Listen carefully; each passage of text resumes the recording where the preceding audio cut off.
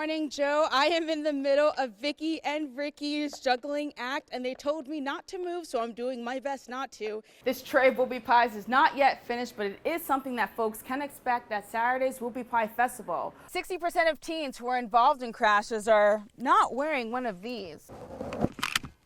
The flag that was removed is actually on her window here with a poster that says, "Love always wins." Is that a message that you want to spread out to the community? The Veterans and Legal Affairs Committee voted to advance an amended version of a bill that aims to save the Maine veterans' homes in Caribou and Machias. Cities across the country are facing lifeguard shortages, and here in Bangor and Brewer, they're having the same issue. When local parents head to the grocery store to search for baby formula, they see nothing but empty shelves. If you have any ideas of becoming a game warden, park or forest ranger, or anything related to conservation law enforcement, Hudson University might be the right call for you. To mask or not to mask? Recharging your car is as easy as refilling your gas tank, and all you have to do is just take the charge and connect it.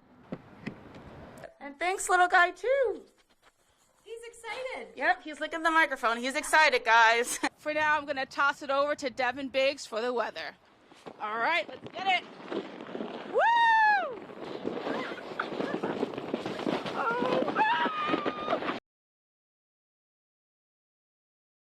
quiet during the day, a different story at night. No shot him right in front of my truck. A man was getting ready to leave Half Acre nightclub in Bangor Saturday night, but as he was getting into his truck, gunfire erupted. But the driver sucker punched, it looked like just a guy that was walking near him, which then caused the guy in the blue sweatshirt who kicked the car originally. I saw him grab for something and then stabbed him one time in front of my truck. To that point, the guy with the gray sweatshirt pulled out a gun and shot the guy in the blue sweatshirt in front of my truck. Sergeant Wade Betters of Bangor Police Department says they received reports of shots fired at Half Acre around 1:15 a.m. Sunday. So the investigation into that is ongoing. Our detectives are actively working that case. We have already talked with a lot of people. But this isn't the first time a shooting has occurred at Half Acre. There have been several incidents at the Bangor nightclub in the past. Yeah, we are aware of similar instances down there. We've responded to those and dealt with those accordingly. You know, we've had another shooting down there. We actually had a stabbing that turned out to be fatal.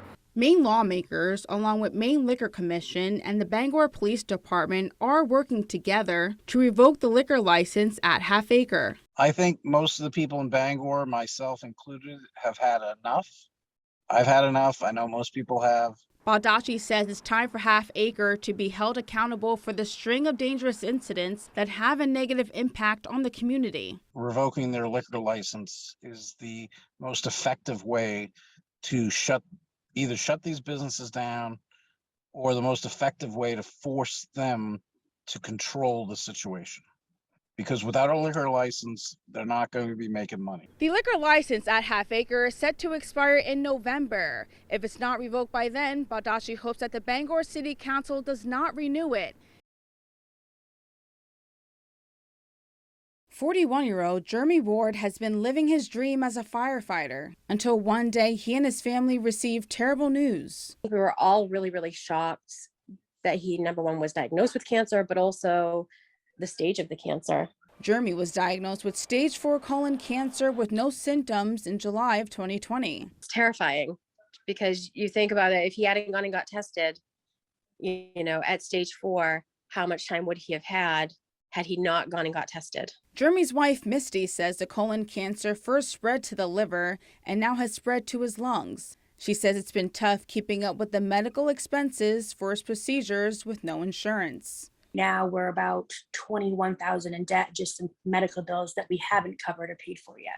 Misty says they traveled 2.5 hours to Portland for Jeremy's radiation treatment. She says with gas prices skyrocketing, it's not making it any easier. Handle the car rides back and forth, especially after treatments. I think that would be way too much on him. That's why we are thinking that if we could stay, we have a camper, if we got raised enough money for a campground, to stay down there close to Scarborough, the cancer center. Jeremy spent 12 years volunteering for the Cierra Fire Department. Chief Andy Webster is a longtime friend of Jeremy's and says he's a hardworking and dedicated firefighter. Day or night, alarm goes off, Jeremy will be here. And this is Jeremy's truck right here, and I can always count on Jeremy bringing it. Missy says the outpouring support of the community and his Cierra Fire Service family has been fulfilling. We have a cancer boot we put out for people to fill, and we usually give it to a participant in town that has cancer. So we're going to donate that money to him this year. Jeremy's family started a GoFundMe page in an effort to help pay for Jeremy's medical expenses.